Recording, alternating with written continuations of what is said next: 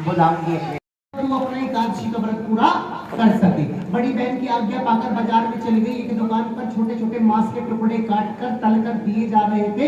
उसने वो सोचा कि बड़ी अच्छी महक आ रही है, ये तल कर दिए जा रहे हैं मांस के टुकड़े, शायद इसी से मैं अपना व्रत पूरा कर लूं। उसने सेवन कर लिया किसके? छोटे छोटे मांस के। एकादशी के व्रत में क्या खाते हैं? फलाहार करते हैं ना। उसने क्या कर लिया? मांस के टुकड़े खा लिए। उसका व्रत खंडित हो गया। अब व्रत खंडित हो गया। उसने एक डोना और ले लिया और उस डोने को लेकर चली गई कहां पर? जहां पर उसकी बहन पूजा की तैयारी कर रही थी। अब जाकर कहती है कि बहन मैंने तो अपना एकादशी का व्रत पूरा कर लिया, अब तो भी डोना हटाकर इस प्रसाद का सेवन कर ले। अब जैसे ही बहन ने डोना हटाया और उसके अंदर देखती है कि बहन इसके अंदर तो गंध आ रही है, तो क्या लेकर आई है? ये तो मांस का प्रसाद। इसे प्रसाद नहीं कहेंगे, हम तो मांस के टुकड़े कि बहन मैंने तो इसका सेवन करा है और मैं तो खा कर भी आई हूँ कि जा नीचे मुझे हाथ मत लगाइयो, अब तो दूर चली जा। जैसा तूने काम करा है तेरा अगला जन्म ऐसा ही होगा। मैं तुझे श्राप देती हूँ कि तेरा अगला जन्म किसका हो, क्योंकि छिपकली क्या खाती है? कीड़े मकोड़े, यही तो खाती है ना, कीट पतंगे। तो श्राप मिल गया। अब इस पेड़ से उस पेड़ पर, क्योंकि इतने बड़े बड़े मकान दुकान उस समय नहीं थे। अब छिपकली अपना जीवन शुरू कर दिया। अब 5 पांडव हुए जिनका नाम था अर्जुन, नकुल, सहदेव, युधिष्ठिर और भीम। मैंने ऐसा क्वेश्चन पूछ लिया, सब डर गए। 5 पांडव हुए जिनका नाम था अर्जुन, नकुल, सहदेव, भीम और युधिष्ठिर। अब 5 पांडवों ने एक योजना बनाई, मतलब एक ऐसा दिन रखा, जैसे इस परिवार ने एक दिन रखा कि हम फलाने दिन मां भगवती की जोत जलाएंगे। ऐसा ही सारे पांडवों ने मिलकर एक कहा कि हम एक ऐसा यज्ञ करेंगे पूरी पृथ्वी के ऊपर, ना तो आज तक किसी ने करा और ना ही कभी होगा। सभी 33 करोड़ देवी देवताओं को सभा के अंदर बुलाएंगे और सब अपने हाथ से आहुति उसके अंदर डालेंगे। हुआ ऐसा ही, निमंत्रण दे दिया सबको, जाने अनजाने में। कोई एक ऐसे ऋषि थे जिनको बुलाना भूल गए। वो कौन से ऋषि थे?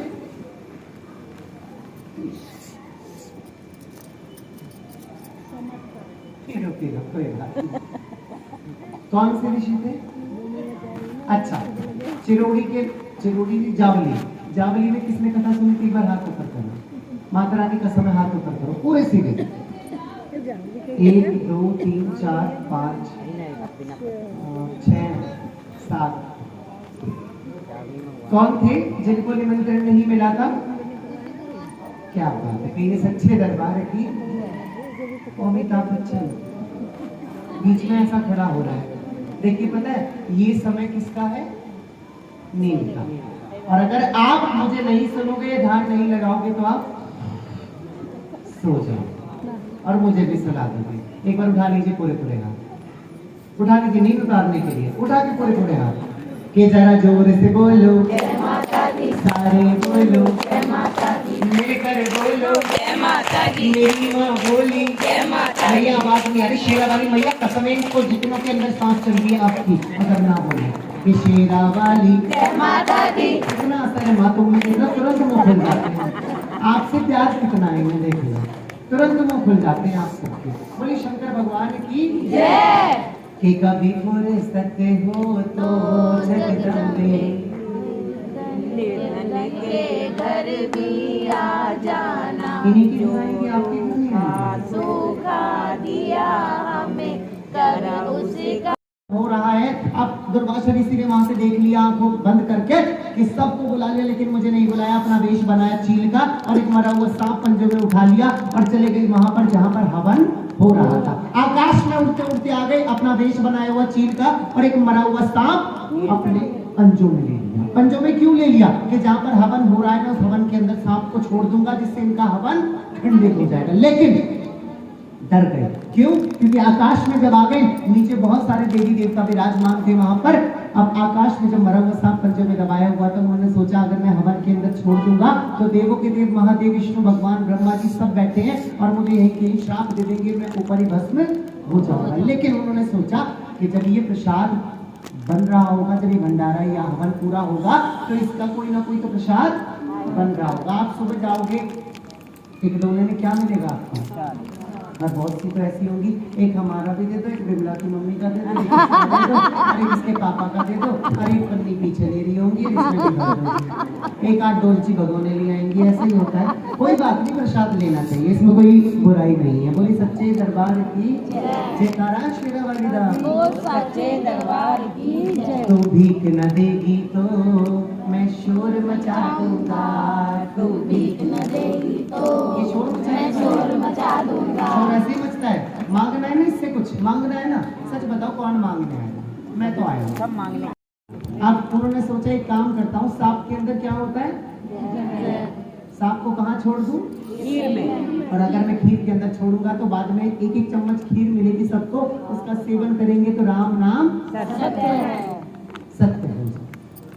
राम का नाम वाकई में ही सत्य है, क्योंकि पूरी जिंदगी भर जोड़ना जुड़ाना लगा रहता है, मकान दुकान बनाते हैं, सब करते हैं, लेकिन अपने साथ कोई कुछ नहीं लेके जाता, खा लिया। नाक में अगर लौंग भी रह जाती है ना, तो कह देते हैं निकाल लो, सोने की है, सोने के, सही बात। और जल्दी ले जाओ, ले जाओ जल्दी बस, क्योंकि जैसे ही प्राण निकल गए तो नाम खत्म, मिट्टी बन जाता है। लौंग निकाल लीजिए, सब कुछ निकाल लिया, मुंह में घेर दिया। सच्चाई है माता जी। एक बात बताओ, रजिस्ट्री तो नहीं जला पाते चिता के साथ, वो भी तो मरने वाले की थी। कपड़े तो उसके बड़ी जल्दी फेंक देते हैं, मकान को नहीं फेंकते उसका, मैं भी उसमें, सब है, सबके साथ। सच्चाई है। सबके साथ। तो जितना अगर जब तक है सांस तो माँ के नाम की रट लगा लो, क्योंकि बेड़ा पार कब प्राण निकल जाए कुछ नहीं पता। आजकल सुन रहे हो, उसको अटैक आ गया, उसको ये आ गया, वो हो गया, वो हो गया, बस लगन मैया से लगा लो, जो होगा देखा जाए। महारानी मैं साफ बोलन लगू, जब पर मुझे पूछा ना तेरा घर वाले को क्या कहे, हेड पंप कह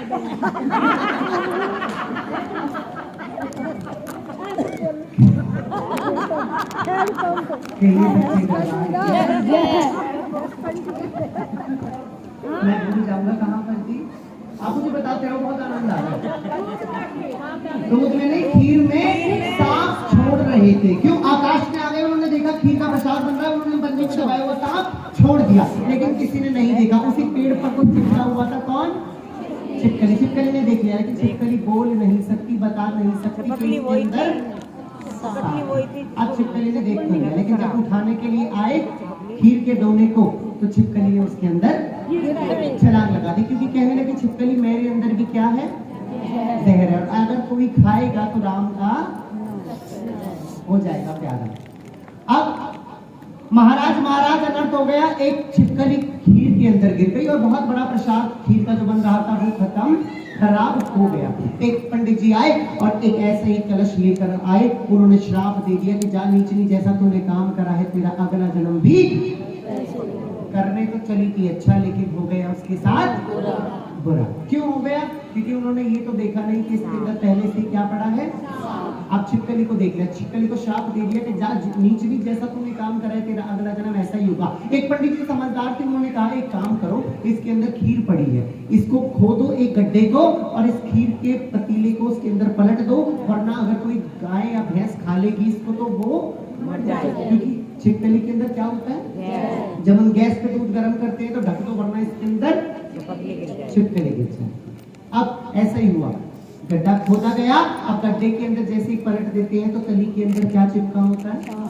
अब उन्होंने कहा हमसे तो गलती हो गई, हमने तो देखा नहीं, जाने अनजाने में हमने श्राप दे दिया छिपकली को, लेकिन श्राप तो आप वापस नहीं ले सकते, लेकिन एक वरदान देते हैं। क्या? कि जो तेरा अगला जन्म होगा वो एक बहुत राजा, यानी कि बहुत बड़े राजघराने में होगा, जिनका नाम